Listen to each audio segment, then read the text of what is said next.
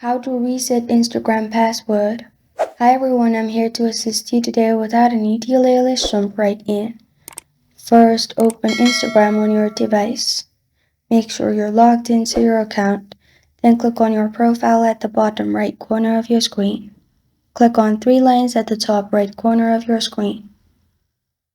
After you do that, Settings and Activity will open up. In here, click on Account Center at the top. In Account Center, you'll find Password and Security at the bottom.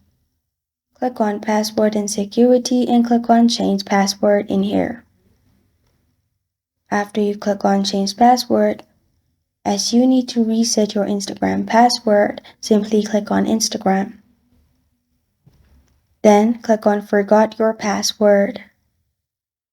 After that, email will be sent to your added email account. In this way, click on Reset Password. Then add your new password again, then press on Reset Password at the bottom. After you do that, your password will be reset. This is how to reset Instagram password. Thank you for joining me today. If this video helps you out, please leave a like and subscribe for more. Got a question or want to suggest a topic? Comment below. Thank you for watching.